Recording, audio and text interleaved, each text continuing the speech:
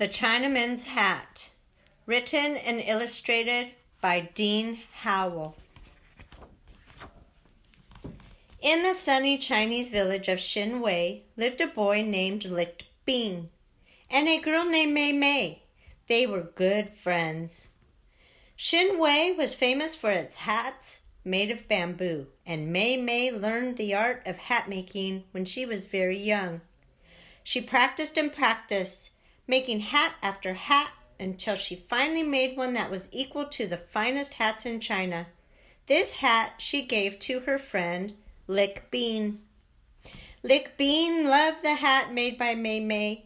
Though he was smaller than the other boys his age, wearing his special hat made him feel tall and proud. As they grew older, other boys wanted Mei Mei's friendship, and they tried to impress her by showing off.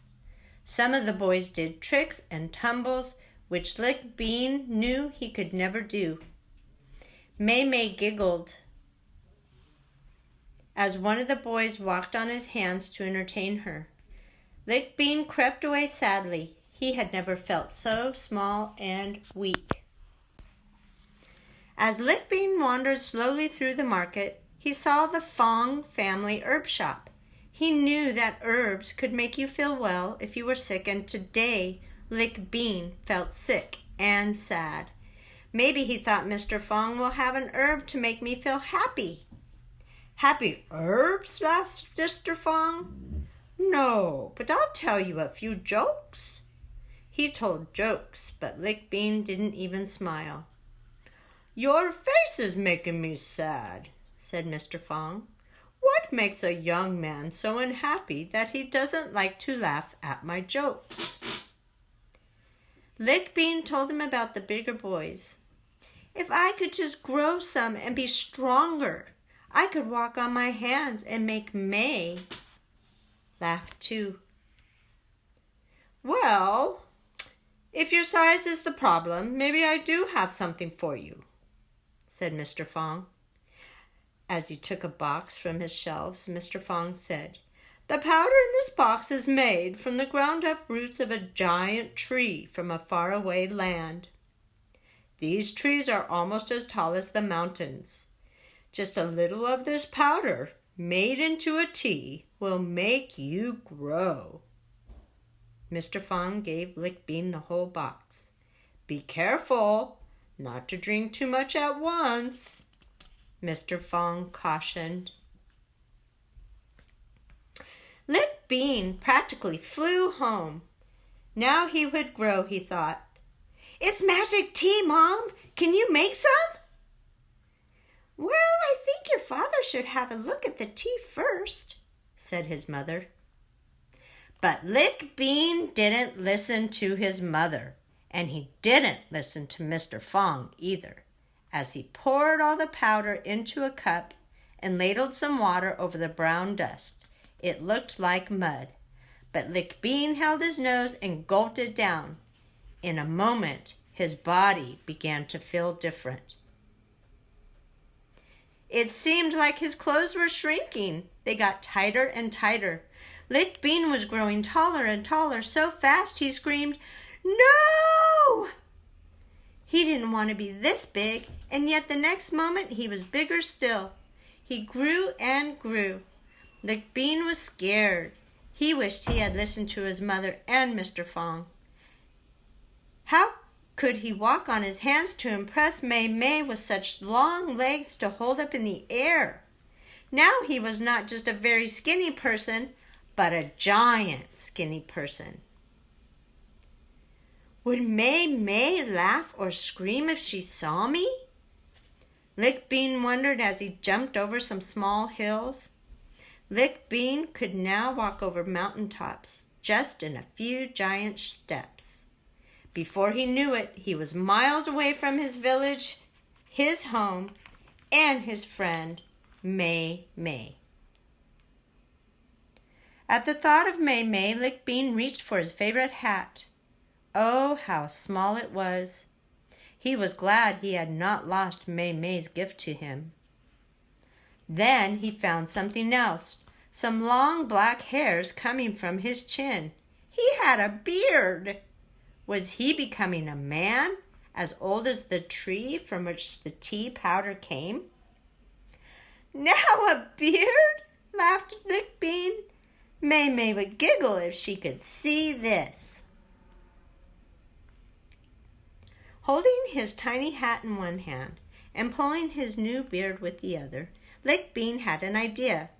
He threaded one of the long hairs through his hat and secured it with a knot. Now he couldn't lose it. Lick Bean ran and jumped in the ocean. He quickly swam where the water was deep and black. Suddenly, he felt very sleepy. He closed his eyes and was asleep in one moment. As Lick Bean slept, he was carried away by another giant, a giant ocean current. His body floated like a huge ship. Tied to his beard, his cherished hat bobbed over the waves like a child's toy. All through the night, Lick Bean's sleeping body moved sleepily through the South China Sea and into the Pacific Ocean. Powerful tides swept him along in racing waves until morning found him off a beach in the Hawaiian Islands, very, very far away from home. When he stood up, Lick Bean saw many small brown people looking at him with wide eyes and open mouths. He explained who he was and how he had grown so big, and the people began to smile. Lick Bean wished he had a gift to show his friendship, but the only thing he had brought with him was his hat. May had made it and given it to him, so it was his favorite thing. But Lick Bean knew that giving away your favorite thing is a priceless gift. That's what May had done when she gave him her finest hat. So Lick Bean made a difficult decision. He untied his hat and placed it on the king's head.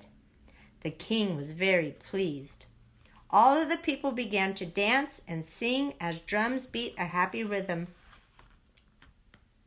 The Hawaiian king wanted to give Lick Bean a very special gift in return. The giant should have a hat like the one he gave me. So he put his weavers to work on a giant Chinaman's hat for Lick Bean to wear.